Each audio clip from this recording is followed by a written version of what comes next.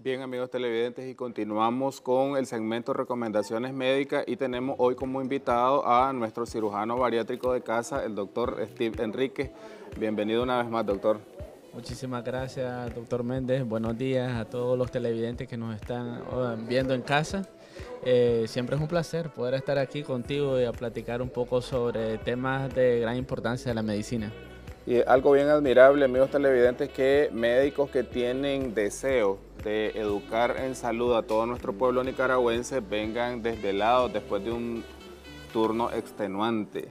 El doctor está posturno, igual yo, pero aquí estamos siempre para brindar las mejores recomendaciones médicas. Hoy vamos a hablar sobre las hernias, que son unas patologías quirúrgicas que son bastante comunes. Y primeramente, doctor, me gustaría que nos dijera cómo está conformada la pared abdominal para que entendamos el significado de hernia. Bueno, la pared abdominal, ¿verdad? En orden de afuera o de lo más superficial hacia la parte interna, tiene múltiples capas. Está la piel, está el tejido graso, pero después tenemos alrededor de 3 capas musculares. Estas capas musculares pues tienen una superficie fibrótica resistente, se llama fascia. Esto es lo que le permite mantener la tensión, ¿verdad? A la pared abdominal. Pero las hernias como tales se da por orificios naturales, tanto en la pared abdominal como en otras áreas del cuerpo. Para aclararle al televidente, no solamente hay en la pared abdominal las hernias, pero sí son las más frecuentes. Las hernias inguinales, las hernias umbilicales o las hernias paramediales de la línea de Spiegel, por ejemplo, dentro de la pared abdominal, son de las más frecuentes que podemos ver. También podemos observar hernias en la región lumbar también, inclusive. ¿Cuál es la alteración que se produce a nivel de la pared abdominal para producir una hernia? Generalmente el aumento de la presión intraabdominal, así que a mayor grado de obesidad es más probable que desarrolles una hernia. Y lo otro es el debilitamiento, la falta de colágeno en el tejido. Entonces, por eso vemos que conforme vamos avanzando en la edad y vamos perdiendo elasticidad de los tejidos, entonces esto favorece a que se protruyan, se debiliten las paredes, las capas de la pared abdominal. Siempre nosotros queriendo aclarar algunas dudas de los amigos televidentes, me han hecho varias preguntas sobre este tema.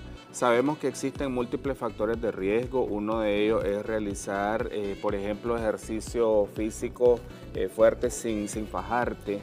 Como lo decía, es por el aumento de la presión intraabdominal. También alguien me preguntaba si el estreñimiento crónico, que en muchas ocasiones puede ser bastante severo, ¿esto te predispone a hernia? Definitivamente en el estreñimiento crónico el paciente está también aumentando de manera voluntaria la presión intraabdominal, y eso también puede favorecer a que se presente esto. Ahora, ¿qué es lo que pasa? El paciente normalmente lo que siente es dolor, ese es el principal síntoma. ¿Por qué? Porque protruye tejido graso, se puede introducir inclusive una asa intestinal dentro del orificio natural, ¿verdad? Y al quedar atrapado ahí, comienza a causar dolor. Entonces el paciente, su principal síntoma es el dolor. Puede presentar ocasionalmente náusea, vómito, puede ocasionalmente presentar inclusive diarrea si es una asa intestinal la que está ahí atrapada, porque el cuerpo está mandando una señal de que algo le está obstruyendo el paso, y entonces la señal que manda es aumentar el peristaltismo, el tránsito intestinal, y entonces el paciente puede tener una diarrea ocasional, pero el dolor es el principal síntoma. Doctor, en la hernia el tratamiento definitivo es quirúrgico y existe el manejo ambulatorio y con anestesia general. Explica un poco de eso al público. Sí, definitivamente el manejo debe de ser quirúrgico. Una vez que se diagnostica una hernia, lo ideal es acudir donde un cirujano y programar su cirugía. Sí puede ser una cirugía electiva, no necesariamente tiene que ser una cirugía de emergencia, a menos que esté atrapado el contenido de la hernia, a menos que haya datos de estrangulamiento y de esta manera no le está llegando suficiente sangre a ese tejido, y entonces ahí sí debería el paciente entrar al quirófano como una emergencia. Pero si el paciente lo que tiene es una hernia sin datos de estrangulamiento, pues se puede programar una cirugía electiva. Generalmente este tipo de cirugía se hacen con anestesia regional, no necesariamente ameritan anestesia general. Entonces el paciente se le da anestesia regional más sedación, así que igual no siente ningún dolor ni está despierto durante la cirugía, pero esto permite que al pasar la anestesia el paciente ya puede deambular, ya puede iniciar la vía oral, inclusive pues si se opera en la mañana, por la tarde ya se podría inclusive ir para su casa. En dependencia del tamaño también causa esto mucho estrés en algunos pacientes. Por ejemplo, he tenido pacientes que dicen tengo hernia umbilical pero es pequeña y eso no creo que me traiga consecuencias, pero existen complicaciones, doctor, de este tipo de hernia. Sí, definitivamente existen complicaciones porque conforme va pasando el tiempo se va haciendo más grande el defecto. Hay más probabilidades de que el contenido que está dentro de la hernia sufra, se quede estrangulado, sufra, y lo que podría haberse reparado en cuestión de 30 minutos, que vendría siendo una hernia no complicada, podría pasar a una cirugía como una laparotomía exploratoria, que sería abrir al paciente en la línea media y venir y inclusive hasta resecar tejido, o sea, hacer una resección intestinal, hacer una resección del epiplón, que es parte del tejido graso que tenemos adentro en el abdomen. ¿Por qué? Porque este tejido sufre, ya no es viable, causa necrosis y por ende hay que irlo a quitar porque se va a infectar. Se va a complicar. Una vez que el paciente ha sido operado, ¿hay riesgo de que esta hernia vuelva a salir en el mismo lugar? Dependiendo del tipo de técnica que se utiliza para la reparación, y obviamente va a tener que ver mucho con las habilidades del cirujano también. Sí puede haber una recidiva.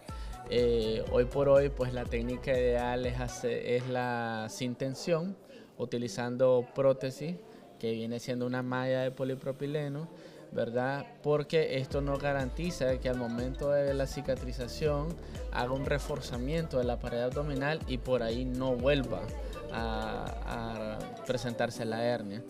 Obviamente pues nada es perfecto en este mundo, sí hay una tasa de recidiva, pero utilizando bien la técnica, ¿verdad? Es menos del 3%. ¿Pueden haber complicaciones en el posquirúrgico? Sí. Si el cirujano no tiene el conocimiento anatómico adecuado o suficiente, entonces puede haber dolor crónico por irritación o lesión de los nervios. Hablando específicamente de las hernias inguinales. A nivel de las hernias umbilicales no, pero sí en las inguinales sí. Entonces siempre se debe de conservar la anatomía del cuerpo lo más posible. Estar pendiente de las estructuras nerviosas que están cerca del área del trabajo en la región inguinal, y este tipo de dolor a veces es transitorio. Con analgésicos de dolor tipo neuropático logran resolver y ya se les quita. Excelente su exposición, doctor, como siempre. Y amigos televidentes, ya saben que ante la sospecha de que tengan alguna masa abdominal o inguinal, recomendamos al doctor Steven Enríquez como su cirujano de cabecera. Doctor, para finalizar me gustaría que nos dijera sus números de contacto, dónde atiende y cómo aparece en redes sociales. Sí, el número de teléfono es el 896-35-017 y estamos en las redes sociales como Dr. Enríquez Bariatría, y el consultorio está en el Hospital Militar, consultorio 5 de la consulta externa privada del Hospital Militar.